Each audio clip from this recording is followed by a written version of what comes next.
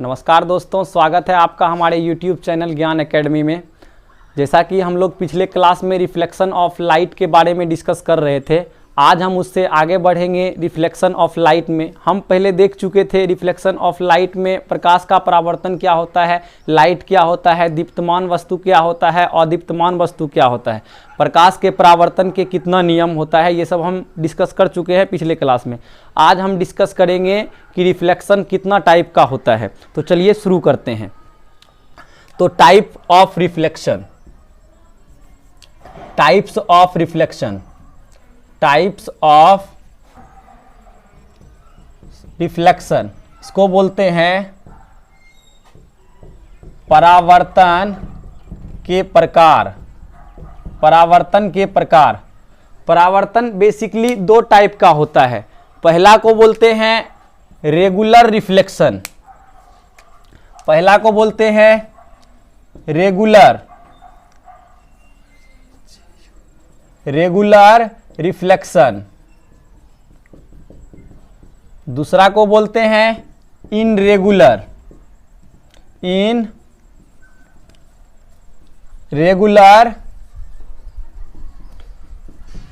Reflection.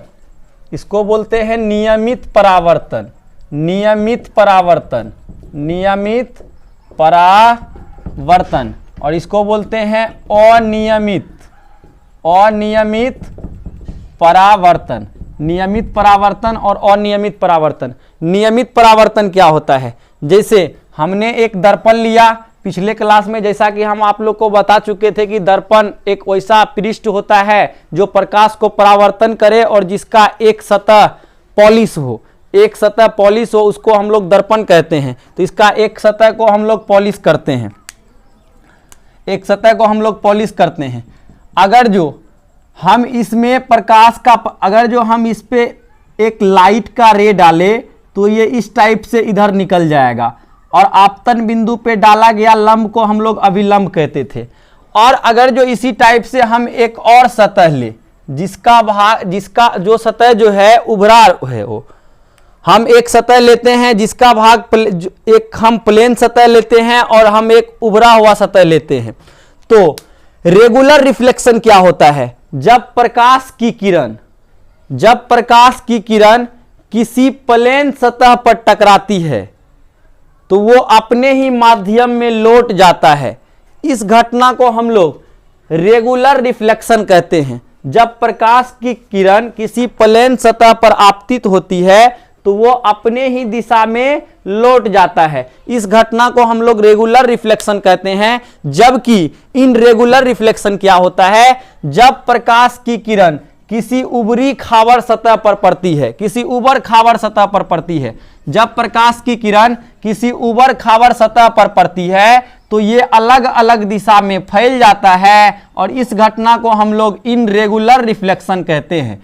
Irregular reflection कहते हैं। तो रेगुलर रिफ्लेक्शन अगर जो लिख के, रेगुलर रिफ्लेक्शन का परिभाषा लिखना है तो रेगुलर रिफ्लेक्शन लिख के डैश डालिए और लिखिए, जब प्रकाश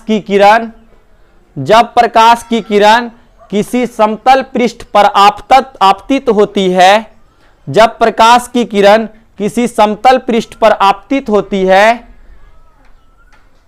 तो दर्पण से टकराने के बाद सीधे अपने ही माध्यम में लौट जाती है, सीधे अपने ही माध्यम में लौट जाती है।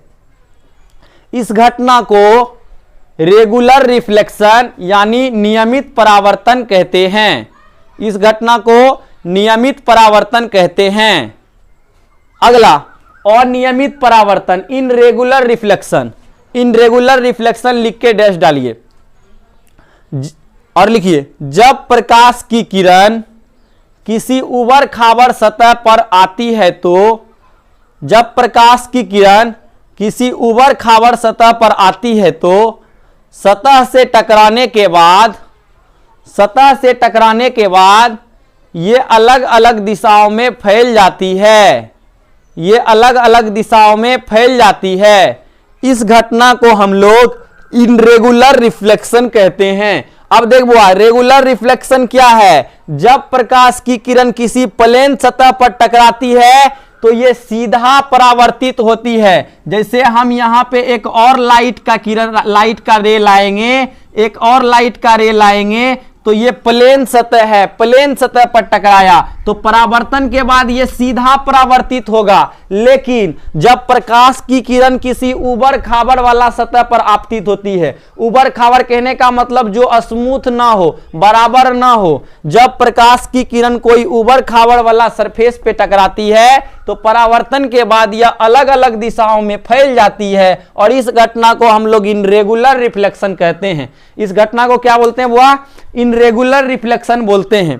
तो उम्मीद करते हैं आपको रेगुलर रिफ्लेक्शन और इनरेगुलर रिफ्लेक्शन समझ में आया होगा। तो चलिए हम लोग आगे चलते हैं। आगे हम लोग स्टार्ट करते हैं दर्पण के बारे में। दर्पण,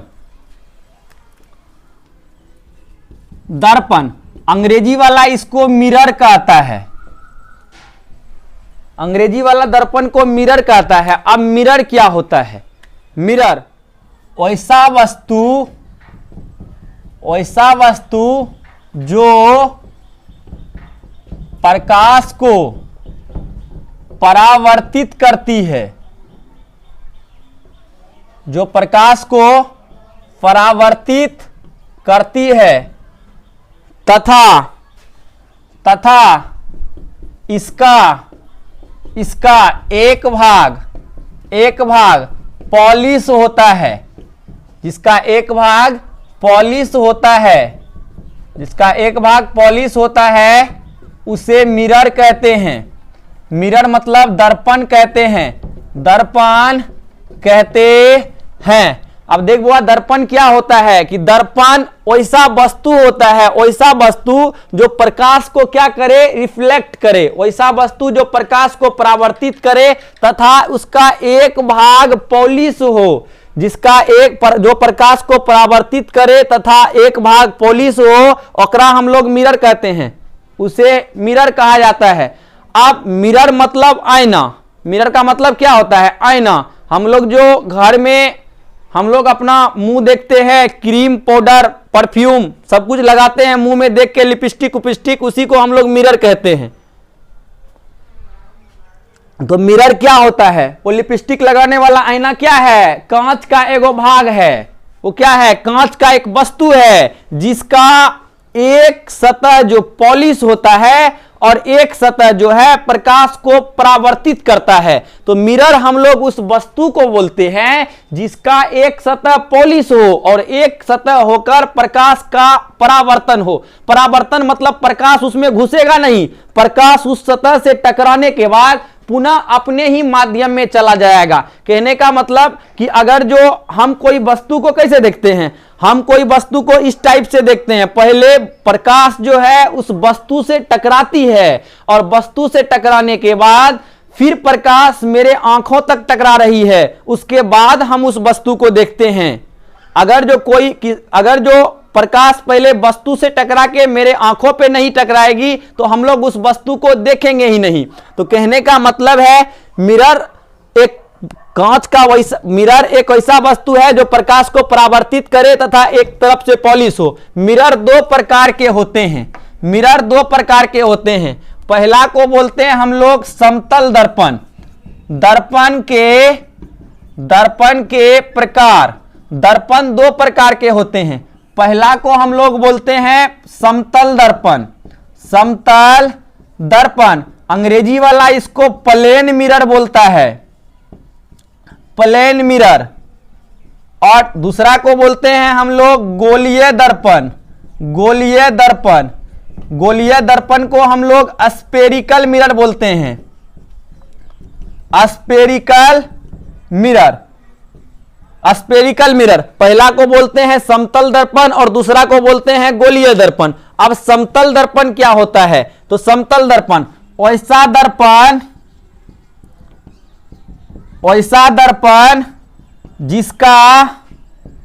जिसका परावर्तक सतह समतल हो, जिसका परावर्तक सतह समतल हो, उसे समतल दर्पण कहते हैं, समतल दर्पण कहते हैं। मतलब परावर्तक सतह का मतलब होता है कि जिस भाग से प्रकाश का परावर्तन होगा उसको हम लोग परावर्तक सतह बोलते हैं। तो समतल दर्पण, प्लेन मिरर, जिसको हम लोग घर में, जिस दर्पण से घर में हम लोग अपना मुंह देखते हैं उसको हम लोग प्लेन मिरर कहते हैं, वही है प्लेन मिरर। तो प्लेन मिरर क्या है कि उसका एक भाग जो है पॉलिश रहता है और एक भाग पूरा प्लेन रहता है। तो इसीलिए बोल रहा है कि वैसा दर्पण जिसका परावर्तक सतह समतल हो उसको समतल दर्पण कहते हैं। जैसे हम लोग घर में, जो हमारे घर में आईना होगा उसका परावर्तक सतह समतल होता है, इसीलिए वह समतल दर्पण है। अब समतल दर्पण गोल है कि नहीं है? नहीं है। समतल दर्पण समतल है, गोल कहां है? इसीलिए समतल दर्पण की वक्रता त्रिज्या अनंत होती है। समतल दर्पण की वक्रता अनंत होती है, अनंत होती है। मतलब समतल दर्पण जो है गोल होता ही नहीं है, समतल दर्पण प्लेन होता है, इसीलिए समतल दर्पण की वक्रता त्रिज्या क्या हो जाएगी? अनंत हो जाएगी। अब समतल दर्पण का उपयोग पूछ सकता है एग्जाम में। अब सबसे पहले हम समतल दर्पण के बारे में कुछ महत्वपूर्ण बिंदु देखते हैं। तो समतल दर्पण के बारे में कुछ महत्वपूर्ण बिंदु, समतल दर्पण के बारे में कुछ महत्वपूर्ण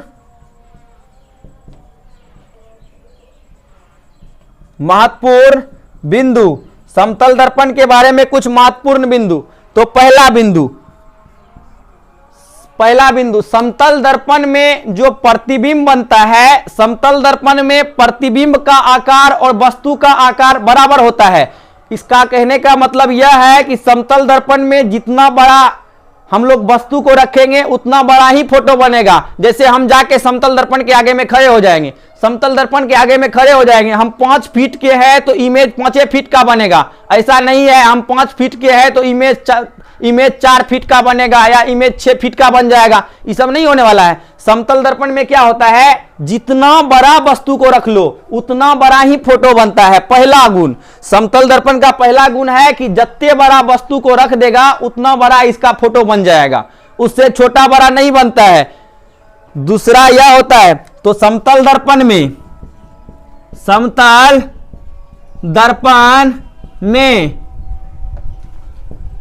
वस्तु का आकार प्रतिबिंब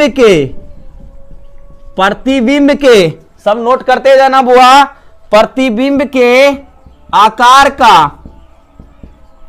का बराबर होता है। मतलब समतल दर्पण में वस्तु का आकार और प्रतिबिंब का आकार दोनों क्या होता है?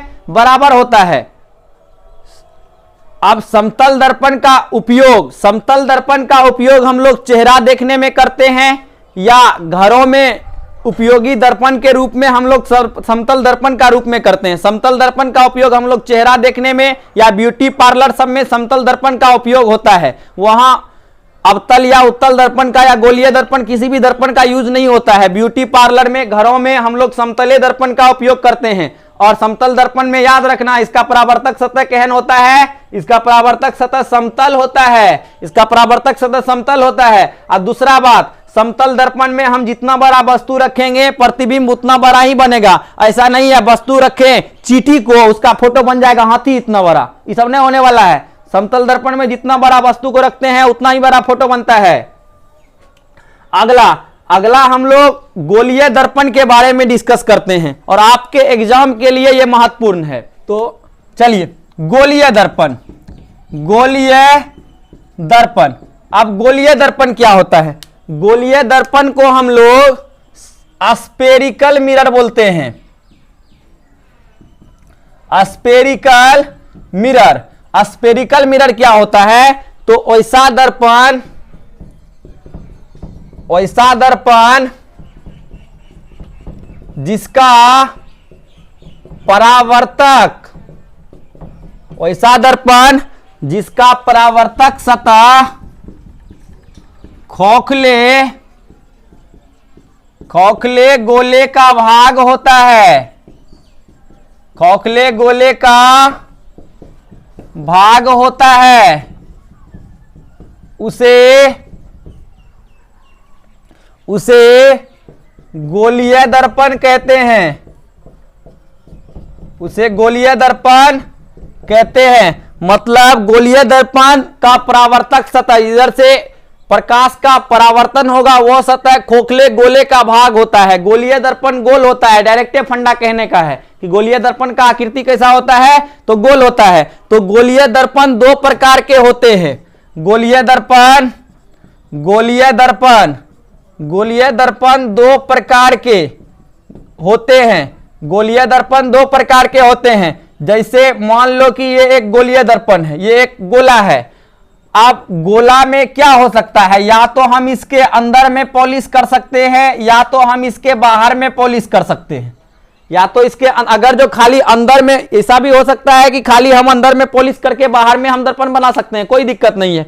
लेकिन यहां पे हमने क्या किया कि या अंदर पॉलिश किया या बाहर पॉलिश किया, और इसको हम लोग काट के निकाल ले तो ये इस टाइप का कुछ बनेगा, और इसको काट के निकाल ले तो ये इस टाइप का कुछ बनेगा। तो ये दोनों जो है ये गोलीय दर्पण का टाइप है। ये दोनों क्या है, ये गोलीय दर्पण का टाइप है। तो गोलीय दर्पण दो प्रकार के होते हैं। गोलीय दर्पण दो प्रकार के होते हैं। पहला को हम लोग कॉनकेव मिरर अवतल दर्पण, और दूसरा को हम लोग कॉन्वेक्स मिरर उत्तल दर्पण बोलते हैं। कॉन्वेक्स मिरर उत्तल दर्पण बोलते हैं। अब गोलीय दर्पण दो प्रकार का, अवतल और उत्तल, कॉनकेव और कॉन्वेक्स। अब कॉनकेव मिरर क्या होता है, कॉनकेव मिरर अवतल दर्पण,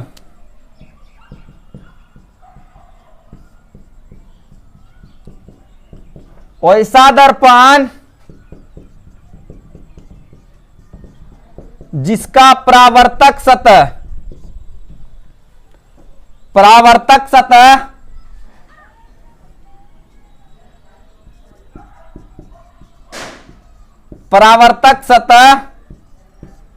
धसा हो, उसे अवतल दर्पण कहते हैं। अवतल दर्पण कहते हैं। वैसा दर्पण जिसका परावर्तक सतह धसा हो उसको अवतल दर्पण कहते हैं। और उसके बाद आता है उत्तल दर्पण, कॉन्वेक्स मिरर 1 नंबर में और 2 नंबर में। कॉन्वेक्स मिरर वैसा दर्पण, इसको उत्तल दर्पण बोलते हैं। उत्तल दर्पण वैसा दर्पण जिसका परावर्तक सतह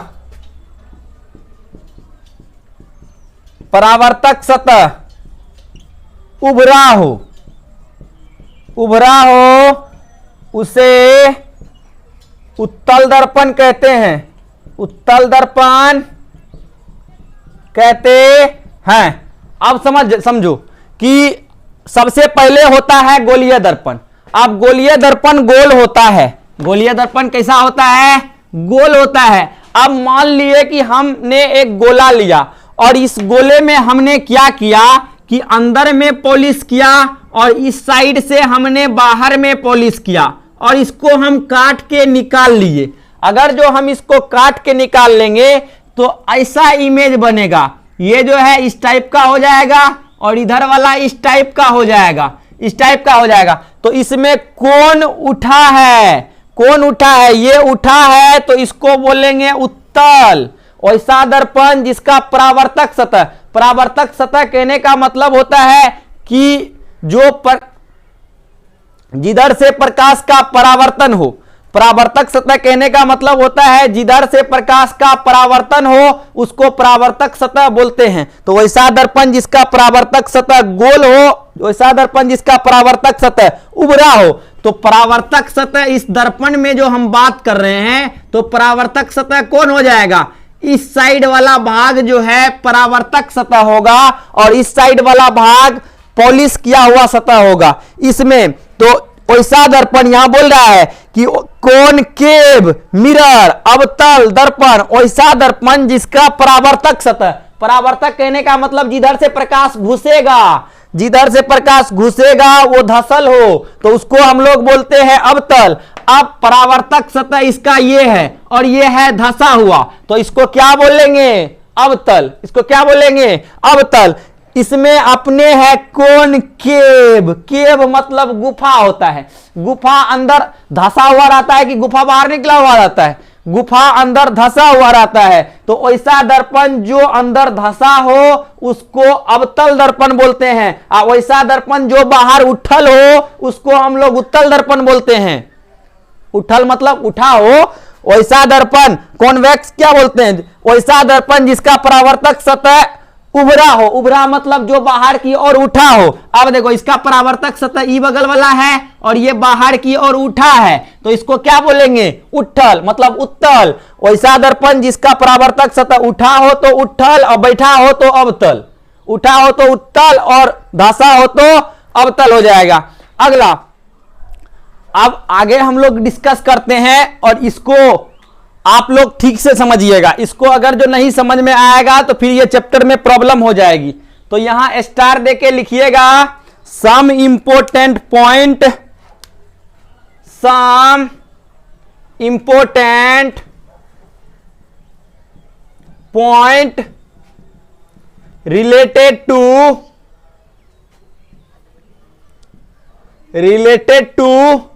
स्फेरिकल मिरर,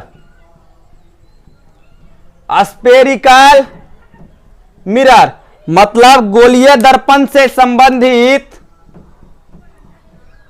गोलीय दर्पण से संबंधित कुछ महत्वपूर्ण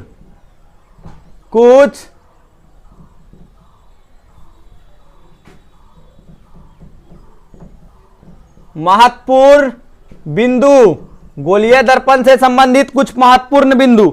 सबसे पहला बिंदु, जैसे मान लेते हमने माना कि ये एक गोला है और इसका हमको दर्पण बनाना है, तो इसका अपना एक केंद्र होगा, इसका अपना एक केंद्र होगा, प्रत्येक गोला का अपना एक केंद्र होता है। तो यह गोला है और गोला और वृत्त में अंतर आपको आना चाहिए। गोला किसको बोलते हैं? जो गोल हो वो गोला है और जो पूरा तरह से गोल नहीं हो वो गोला नहीं है। जैसे बात करें हम साइकिल का जो चक्का होता है वो गोला नहीं है, वो वृत्त है, उसको वृत्त बोलते हैं। और गोला क्या होता है? जो पूरा गोल हो। फुटबॉल जो है गोला है, हमारा धरती एक गोला के जैसा है, फुटबॉल गोला है। टमाटर क्या है? गोला है। टमाटर क्या है? गोला है। लेकिन वही बात किया जाए टमाटर का सलाद का, तो उसका सलाद जो है वृत्त हो जाएगा, जबकि टमाटर क्या है? गोला है। तो यहां पे हम वृत्त का बात कर ही नहीं रहे हैं, यहां पे क्या चीज का बात कर रहे हैं? गोला का बात कर रहे हैं, गोलीय का बात कर रहे हैं। तो यह एक गोला है और प्रत्येक गोला का अपना एक केंद्र होता है, और गोले के केंद्र, ये गोला का जो केंद्र है उस केंद्र को हम लोग वक्रता केंद्र कहते हैं। गोले के केंद्र को क्या बोलते हैं? वक्रता केंद्र कहते हैं। सबसे पहले जैसे ये गोला है, इसके केंद्र को वक्रता केंद्र कहते हैं। अब यहां पहला पॉइंट पहले यहां पे समझ लीजिए, उसके बाद लिखिएगा। ये गोला है और इस गोला को हमने दर्पण बनाया, इधर से अंदर पॉलिश किया और इधर से बाहर पॉलिश किया और इसको काट के निकाल लिया। अच्छा, गोला है तो गोला का एक केंद्र होगा और गोले के केंद्र को हम लोग वक्रता केंद्र, सेंटर ऑफ कर्वेचर कहते हैं। गोले के केंद्र को वक्रता केंद्र कहते हैं। ये गोला इस साइड गोल है तो उत्तल दर्पण का वक्रता केंद्र इस साइड हो जाएगा, और ये गोला और अवतल दर्पण का वक्रता केंद्र इस साइड हो जाएगा। जिधर गोल होगा वक्रता केंद्र उस साइड के तरफ होगा। जैसे मान लीजिए ये एक गोला है, तो इसका ऐसा हो सकता है कि केंद्र यहां पे हो बाहर की ओर, नहीं हो सकता है। ऐसा नहीं होगा कि हाँ सर इसमें जो केंद्र जो है वो गोला से झगड़ा कर लिया था और वो बाहर निकल गया गुस्सा से, ऐसा नहीं होता है। गोला का केंद्र गोला से झगड़ा कैसे करेगा? तो कहने का मतलब है गोला का केंद्र जब भी होगा तो गोला के अंदर में ही होगा, गोला का केंद्र गोला से बाहर हो नहीं सकता है। कहने का जिधर गोल हो उधर ही केंद्र होगा। इस ये जो है इधर गोल हो रहा था तो केंद्र इधर होगा और केंद्र को हम लोग C से सूचित करते हैं, तो गोला के केंद्र को वक्रता केंद्र कहते हैं। तो इसको लिखिए आप लोग, पहला वक्रता केंद्र, वक्रता केंद्र, centre, centre of curvature. Centre of curvature क्या होता है? तो गोले के केंद्र को, गोले की केंद्र को वक्रता केंद्र कहते हैं, गोले की केंद्र को वक्रता केंद्र कहते हैं। और जिधर गोल होगा केंद्र उधर होगा, जिधर गोल होगा केंद्र उधरे होगा। ऐसा नहीं है जिधर गोल नहीं होगा केंद्र वहां पे हो जाएगा, ये सब कुछ नहीं होता है। जिधर गोल होगा केंद्र उधर होता है। अब सबसे पहले मैथ में आप लोग को पढ़ाया गया होगा कि केंद्र से लेकर गोले के किसी भी बिंदु पर खींचा गया रेखा को त्रिज्या R कहते हैं। तो यहां पे त्रिज्या को हम लोग वक्रता त्रिज्या कहते हैं। त्रिज्या को क्या बोलते हैं? वक्रता त्रिज्या। तो पहला पॉइंट था वक्रता केंद्र और इसको हम लोग C से सूचित करते हैं, वक्रता केंद्र को C से सूचित करते हैं। उसके बाद दूसरा नंबर में आता है वक्रता त्रिज्या, वक्रता त्रिज्या। वक्रता त्रिज्या को अंग्रेजी वाला रेडियस ऑफ कर्वेचर बोलता है, रेडियस ऑफ कर्वेचर। तो इसका डिफिनेशन क्या हो जाएगा वक्रता त्रिज्या का? तो गोला का जो त्रिज्या होगा उसको वक्रता त्रिज्या कहते हैं। तो गोले के त्रिज्या को, गोले के त्रिज्या को, गोले के त्रिज्या को वक्रता त्रिज्या कहते हैं। गोले के त्रिज्या को वक्रता त्रिज्या कहते हैं और इसे R से सूचित किया जाता है, इसे R से सूचित किया जाता है, इसे R से सूचित किया जाता है। अब तीसरा पॉइंट, जैसे ये दर्पण है और ये दर्पण का ये मध्य बिंदु है, दर्पण के मध्य बिंदु को हम लोग ध्रुव कहते हैं, पोल। दर्पण के मध्य बिंदु को क्या बोलते हैं? पोल। ये दर्पण है और दर्पण के बीच वाला बिंदु को हम लोग पोल कहते हैं। दर्पण के बीच वाला बिंदु को पोल, पोल मतलब ध्रुव। ध्रुव, ध्रुव क्या होता है? तो दर्पण के मध्य बिंदु को, दर्पण के मध्य बिंदु को, मध्य बिंदु को ध्रुव कहते हैं, ध्रुव कहते हैं। दर्पण के बीच वाला बिंदु को ध्रुव कहते हैं। अब पोल को जो है P से सूचित किया जाता है, इसे P से सूचित किया जाता है। दर्पण के मध्य बिंदु को पोल कहते हैं और पोल और वक्रता केंद्र के मध्य बिंदु को हम लोग फोकस कहते हैं।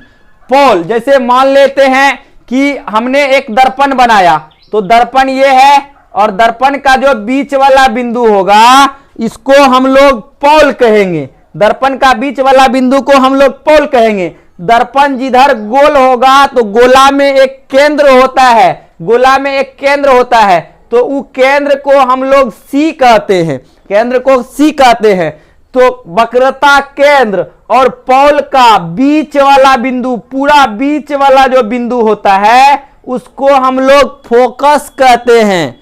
वक्रता केंद्र और पोल के बीच वाला बिंदु को फोकस कहते हैं।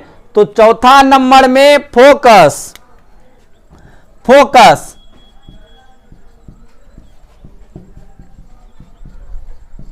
फोकस वक्रता केंद्र तथा ध्रुव के, वक्रता केंद्र, केंद्र, अरे इसको ध्रुवे बोलते हैं, पोल मतलब ध्रुव, वक्रता केंद्र तथा ध्रुव के, ध्रुव के मध्य बिंदु को, मध्य बिंदु को, मध्य बिंदु को फोकस कहते हैं, फोकस कहते हैं।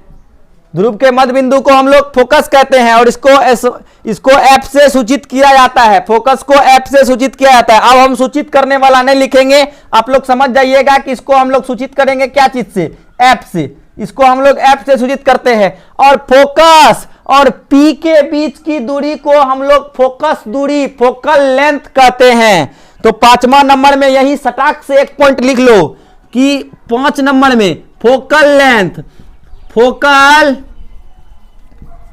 Focal length. अब ऐसा फोकल लेंथ का मतलब ये मत समझना कि मकई फोका हुआ होता है, वो सब नहीं होता है। फोकल कहने का मतलब होता है कि फोकल, फोकल लेंथ, इसको हम लोग फोकस दूरी, फोकस दूरी, फोकस दूरी कहते हैं। तो फोकस दूरी, फोकस तथा पोल के बीच वाला जो दूरी होता है अकरा हम लोग फोकस दूरी कहते हैं। फोकस और पोल के बीच वाला दूरी को क्या बोलते हैं, फोकस दूरी। तो फोकस, फोकस तथा ध्रुव के, ध्रुव के बीच की दूरी को,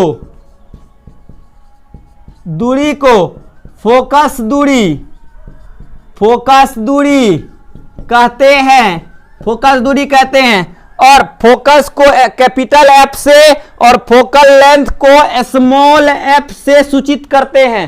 फोकल लेंथ को क्या चीज से सूचित करते हैं, स्मॉल एफ से सूचित करते हैं। फोकस दूरी को हम लोग स्मॉल एफ से और फोकस को एफ से सूचित करते हैं। पहले हमने क्या सीखा, हमने सीखा कि दर्पण के, दर्पण में जो ये गोला होता है, हमने स्पेरिकल मिरर जो लिया, जो गोला होता है, गोलीय दर्पण, तो गोला के मध्य, गोला के केंद्र को हम लोग वक्रता केंद्र कहते हैं और दर्पण के मध्य बिंदु को पोल कहते हैं। गोला के त्रिज्या को वक्रता त्रिज्या कहते हैं और वक्रता केंद्र और पोल का जो बीच वाला बिंदु होता है इसको हम लोग फोकस कहते हैं। और फोकस से लेकर अब पी तक का बीच का जो दूरी होता है इसको हम लोग फोकस दूरी, फोकल लेंथ कहते हैं। इसको हम लोग फोकस दूरी, फोकल लेंथ कहते हैं। अभी एक बार और समझो,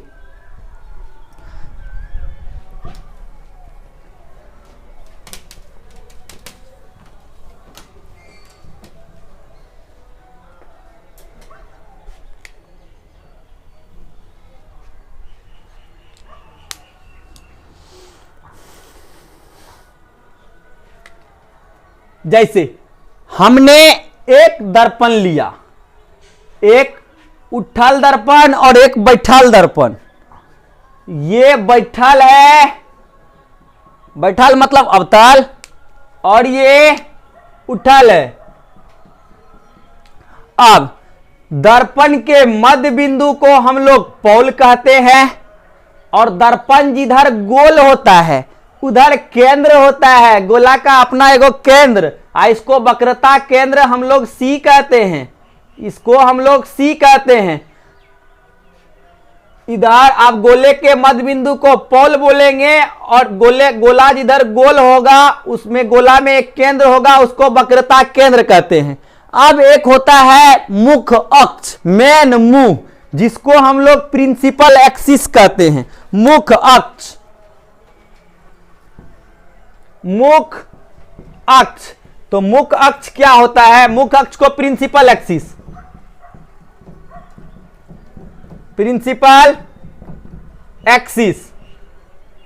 तो वक्रता केंद्र और पोल से जो रेखा गुजरती है उसको हम लोग मुख्य अक्ष कहते हैं। तो वक्रता केंद्र केंद्र तथा ध्रुव से गुजरने वाली रेखा को मुख्य अक्ष या प्रधान अक्ष कहते हैं। मुख्य अक्ष या प्रधान अक्ष कहते हैं। मेन मुंह जिसको बोलते हैं। अब जैसे गोला वक्रता केंद्र और पी से जो भी काल्पनिक रेखा यहां से एक गुजरती है, वक्रता केंद्र और पोल से गुजरने वाली रेखा को हम लोग मुख्य अक्ष मेन मुंह कहते हैं।